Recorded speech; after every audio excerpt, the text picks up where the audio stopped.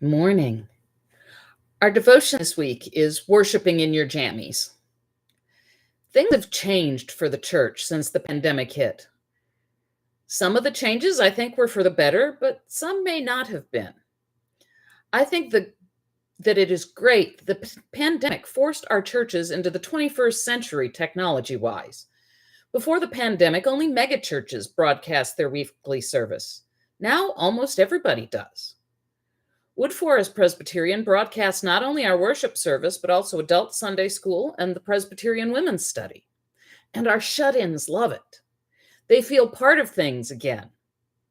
We use the comment section on Facebook Live to have real-time prayer requests and interactions with those who are watching from home. And I think that's great. There are members who moved away who now join us regularly online. But then again, we average between 25 to 35 people in person on a Sunday morning, which is about 50% of our membership. That's not too bad. But the odd thing is that we're now getting 150 to 160 views for each worship service online. That's nearly 3 times our membership rolls.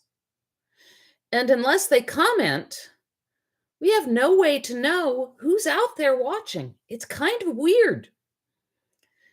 Now, there are many people who got used to watching the worship service in their jammies on their couch, taking communion with Ritz crackers and Gatorade or Fanta, and people discovered that they liked being able to worship at their convenience. Many like being able to worship anonymously. And here's where I have the problem. Church wasn't founded just to be a TV show or entertainment. It was meant to form us into God's family. We aren't meant to be viewers or consumers. We are called to be Jesus's hands and feet. We are called to be part of the body of Christ. And although I love how broadcasting has given those who are physically unable to come to church a way to reconnect, worship was always meant to be a corporate thing, not a private thing. I think that the psalm for today speaks to this need for corporate worship. This psalm has also been turned into one of my favorite praise songs, Better Is One Day. So listen to Psalm 84. I'm going to be reading verses 1 through 4 and the first half of verse 10.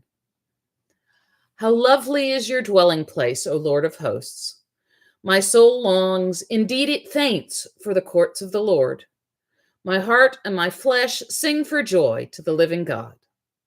Even the sparrow finds a home, and the swallow a nest for herself, where she may lay her young at your altars, O Lord of hosts, my King and my God.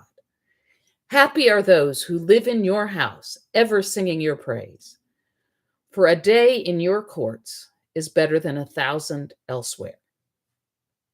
Now, I do understand that there are going to be some mornings that you just don't make it out of bed on time to get to church. And I think it's great that you can still be a part and worship online. But if you are physically able, I encourage you to try to make it to church and remind yourself how wonderful it is to worship together in the presence of the body of Christ. Have a blessed week.